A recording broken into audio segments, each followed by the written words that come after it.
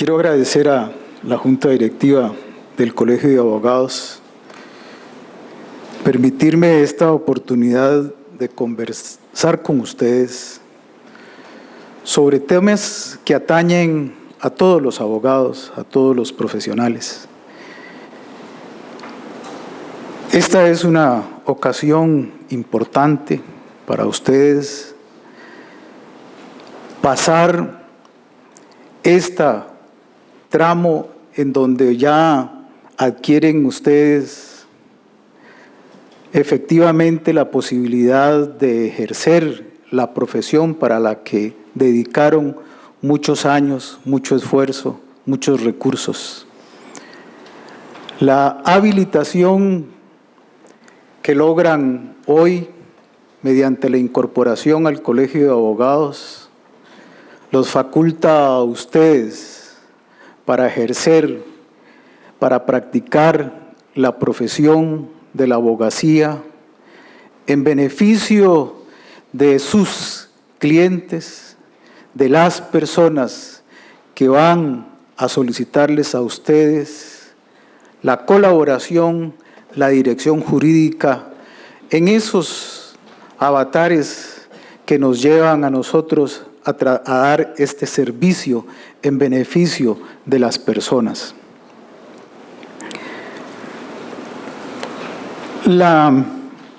El compromiso, la responsabilidad, la excelencia, la integridad, la honradez, la honestidad, deben ser principios y valores que deben estar siempre en el actuar del abogado.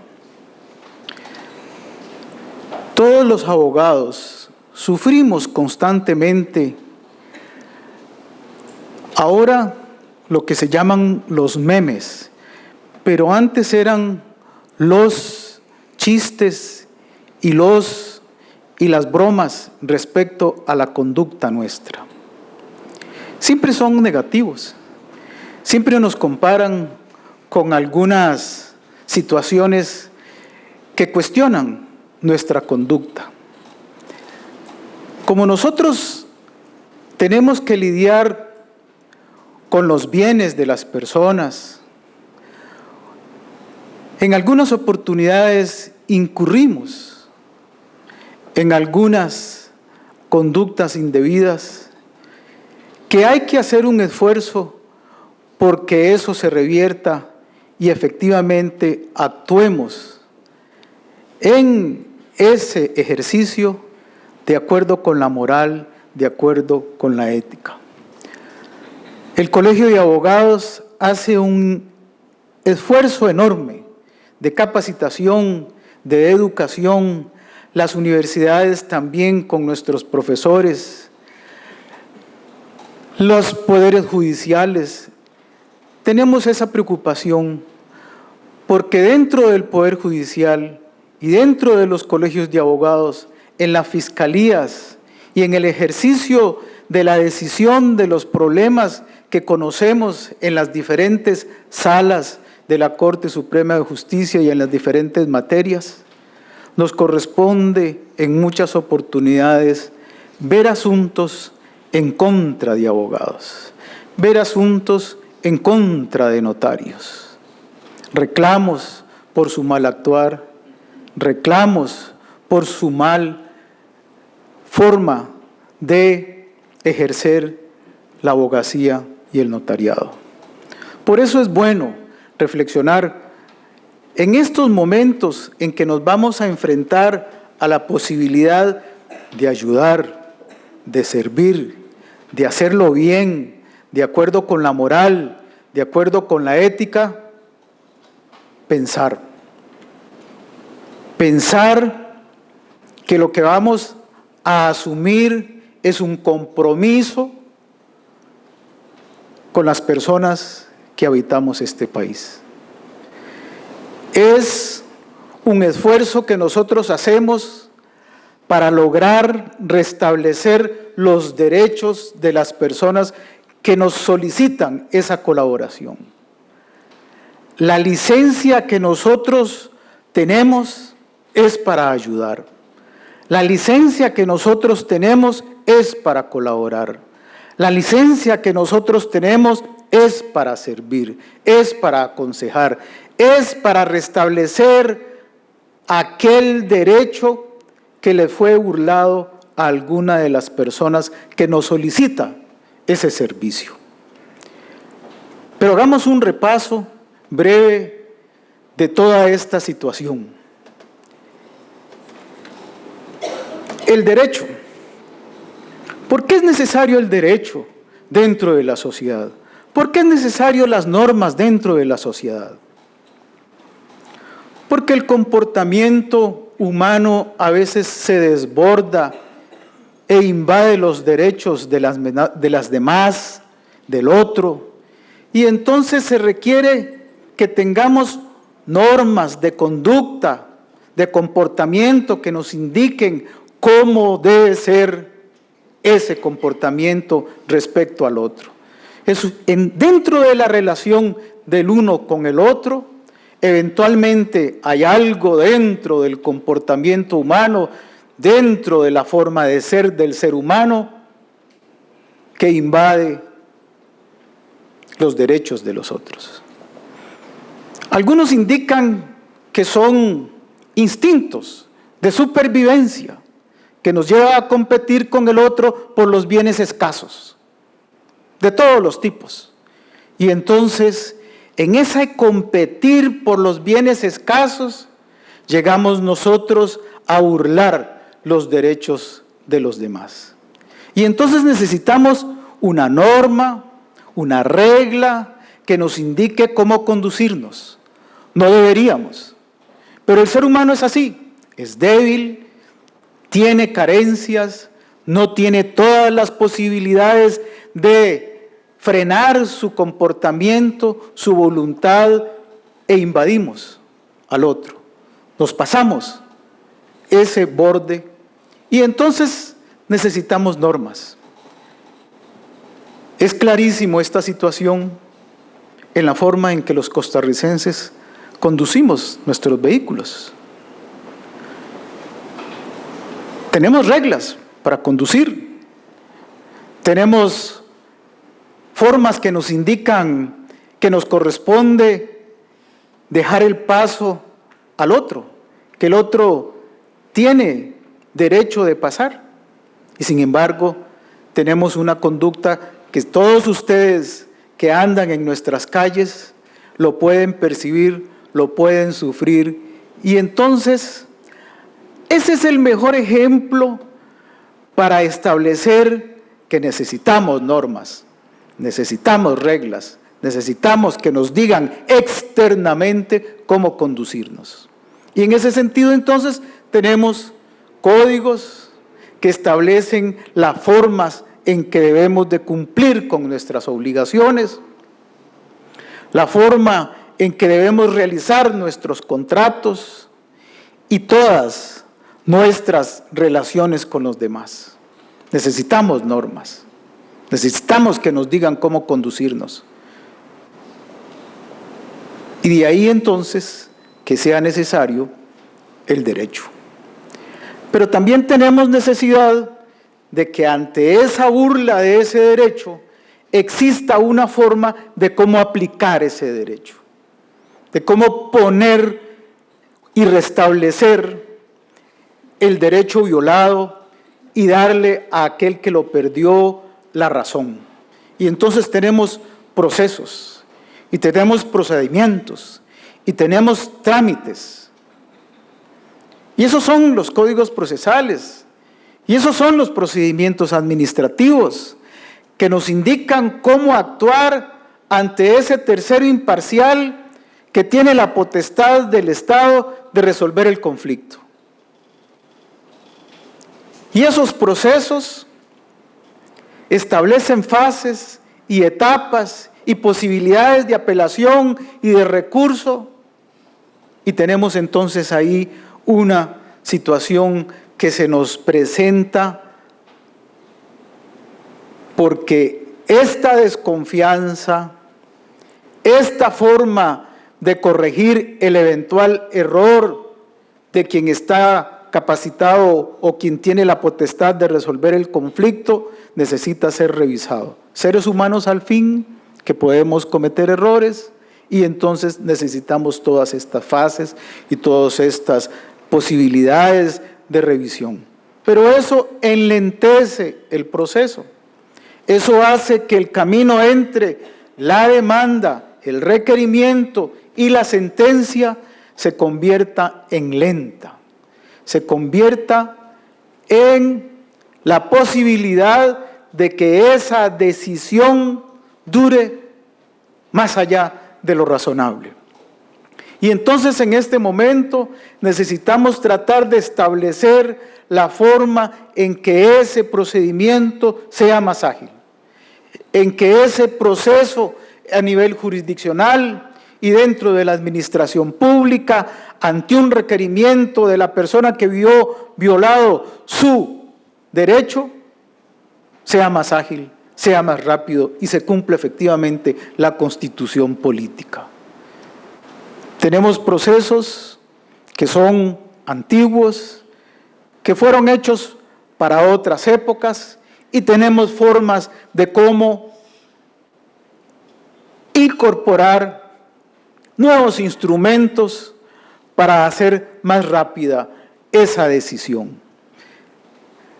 Ese espacio entre la sentencia y entre la demanda y la sentencia es en este momento irracional en algunos momentos. En la sala donde yo trabajo, los asuntos civiles llegan después de 5 años, después de 10 años, y tenemos asuntos con 15 años, de haberse iniciado desde el momento en que se presentó la demanda hasta que nosotros dictamos la última sentencia. Eso es claramente irracional, eso es claramente inconveniente y eso debe ser reformado. Ahora tenemos nuevos instrumentos. El Código Procesal Civil que tenemos actualmente es un código que se traslada hasta 200 años atrás. Era para escritura, era para menos demandas y ahora tenemos un mismo instrumento con más personas y también con la posibilidad de usar nuevas formas de comunicarse, nuevas formas de realizar esa labor. Pasamos de la escritura a la máquina de escribir y ahora estamos en una época en donde podemos agregar al procedimiento el uso de tecnología, la digitalización, el uso de la computación, el uso de la tablet, el uso del teléfono celular inteligente para realizar la labor nuestra de decisión. Cuando hablo de la labor nuestra me estoy refiriendo a los jueces, pero también la labor de ustedes en este momento que van a ser abogados y van a ser directores judiciales, porque esos instrumentos nuevos se adaptan a lo que nosotros hacemos. ¿Qué es lo que hacemos los jueces y los abogados? Damos argumentos, hablamos, conversamos, decimos. El proceso es la forma en que ustedes, abogados, le indican a ese tercero imparcial cuáles son sus argumentos, cuáles son los razonamientos con los que ustedes están respaldando la gestión a favor de ese cliente. Una persona tiene una demanda, busca un abogado, el abogado plantea la demanda y lo que hace es entonces decir esa demanda. Son palabras. Y le damos audiencia a otro de ustedes que va a defender a la otra parte y ustedes al contestar también hablan, también dicen, también expresan, también argumentan, también razonan. Y lo que hace el juez es oírlos a ustedes dos. ¿Están oyéndolos? Al abogado director de la parte actora y al abogado director de la parte demandada. Están hablando, están diciendo. Y el juez lo que hace es oír, escuchar argumentos de los dos, luego los analiza y luego indica y toma la decisión de cuáles son los hechos que están demostrados. Luego de escuchar la prueba, indica cuáles son los hechos que están demostrados, cuáles son los hechos que no fueron demostrados y aplica el derecho. Ese es todo el proceso. El proceso es demanda, contestación, recepción de prueba y recepción de esos argumentos por el juez, la decisión. No debería de ser tan extenso. No debería de ser más rápido. Y ahora, todo eso que nosotros hacemos, todo eso, oír por parte de los jueces, hablar por parte de los abogados, todo eso se puede hacer por los medios tecnológicos que hacen transmisión de pensamiento, de palabras. Todo lo que nosotros hacemos se puede hacer por el celular. Todo lo que nosotros hacemos se puede hacer por la tablet. Todo lo que nosotros hacemos se puede hacer por la computación. Todo lo que nosotros decimos puede quedar registrado en audio y video. Y entonces esa incorporación de esos argumentos y de esos razonamientos,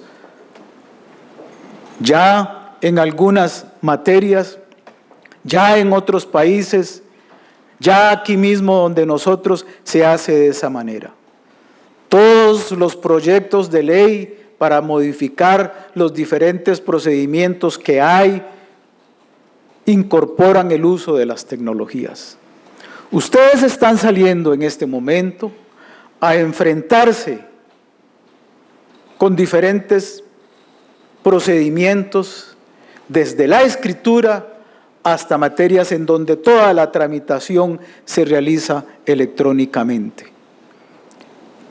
El mes pasado estuvimos un grupo de 10 funcionarios de la Corte Suprema de Justicia de las diferentes materias en una feria que se hace anualmente fuera del país y en donde hay abogados y jueces de todo el mundo, y todo el Congreso y todas las previsiones son para que nosotros tengamos ya la decisión de saber que lo que ellos llaman los millennials, y muchos de ustedes incorporándose en este momento son millennials, es decir, son los nacidos en este siglo, y los que van a enfrentarse a trabajar en este siglo, nos van a exigir a nosotros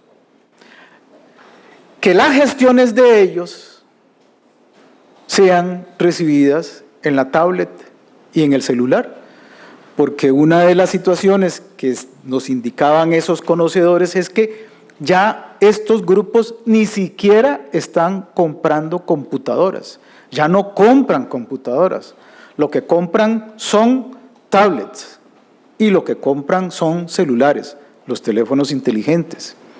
Y ellos prevén eso, en algún momento, cuando nosotros estemos enfrentados a esa gente, van a extrañar que sus gestiones las tengan que hacer por escrito cuando ellos están acostumbrados a enviarlas por mensajes de texto.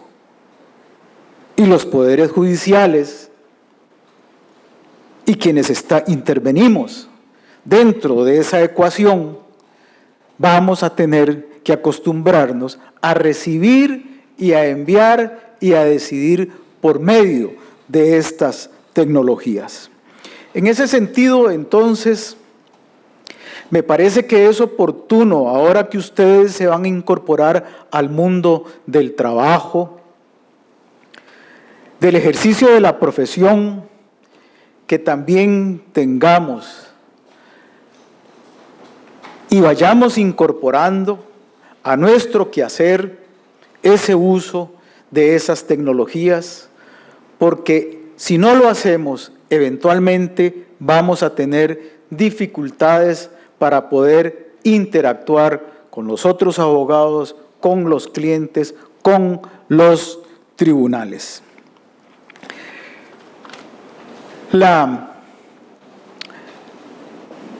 Esto, desde luego, que necesita que nosotros lo vayamos asumiendo poco a poco. Los que somos mayores tenemos más dificultades para poder adaptar todas estas tecnologías. Los que somos mayores tenemos más temores. Nos da miedo que se nos borre, nos da miedo dañar el aparato, nos da miedo también, le tenemos miedo a la seguridad con la que vayamos a actuar con estos instrumentos nuevos. Bueno, todo eso, poco a poco, tenemos que irnos acostumbrando al uso, porque ese es el futuro. Y es el futuro irreversible. No vamos a volver a las situaciones actuales. A mí me parece entonces que ahora, con el uso de estas tecnologías y actuando de manera adecuada con la moral, con la ética, pensando en esa decisión, pensando en ese argumento, pensando en lo que es bueno y lo que es malo, pensando en lo que vamos a argumentar, pensando en lo que vamos a decir, vamos a lograr más éxitos en nuestra profesión. Ustedes se van a enfrentar a otros 26,000 abogados. No me da temor volver a estudiar Derecho.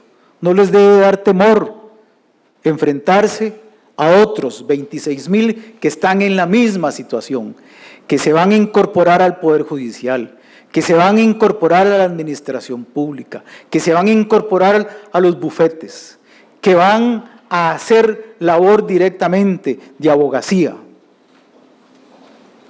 Ustedes son capaces. Ustedes tienen las destrezas, los conocimientos que en 26 universidades extendidas por todo el país les dieron para lograr incorporarse al Colegio de Abogados. Pero esos conocimientos de ustedes, el nivel de obsolescencia es bastante rápido. La permanencia, la necesidad de estar continuamente estudiando e incorporando esos nuevos conocimientos es esencial, es indispensable, es necesaria. Parte del compromiso, parte de la integridad en la forma en que ustedes hacen su labor, parte de la excelencia con que tienen que hacerla, es el estudio constante para poder incorporar esos nuevos procedimientos, esas nuevas leyes, esas nuevas disposiciones que los jueces van a usar para discernir lo que ustedes están pretendiendo, con respeto al otro, con argumentos fundamentados. Porque ustedes lo que van a hacer es a convencer a los jueces de que el argumento suyo es el verdadero, es el real, es el razonable. Es convencer. Ustedes, a nosotros los jueces, ustedes nos tienen que convencer de que ustedes están diciendo la verdad, de que lo que ustedes están argumentando es lo cierto. Entonces ustedes tienen que preocuparse por la forma en que escriben, por la forma en que redactan, por la forma en que están expresándose.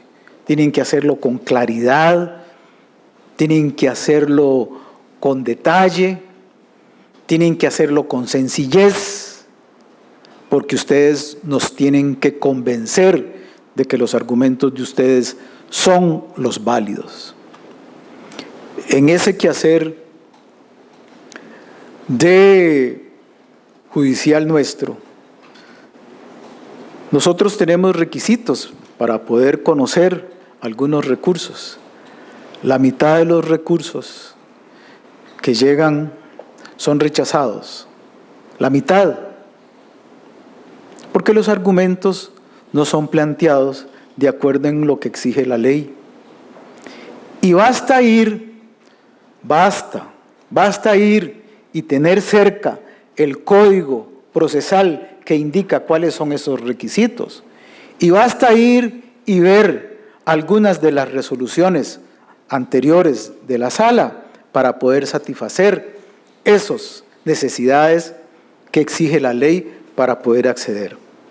Por eso he dicho en varias ocasiones, y con eso quiero ir concluyendo, que es indispensable, es esencial, hacer ejercicio de algo que solo el ser humano tiene. Bueno, yo creo que algunos otros también tienen. Es pensamiento, es pensar, es discernir, es analizar. Los especialistas constantemente nos indican que la diferencia entre quienes han tenido éxitos elevados con respecto a todos los demás es que aquellos piensan, es que aquellos ocupan todas sus posibilidades cerebrales.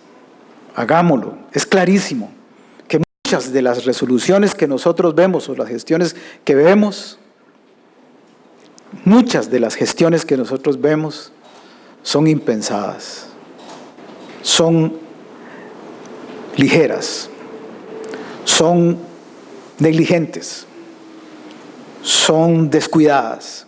Y eso es falta de pensar.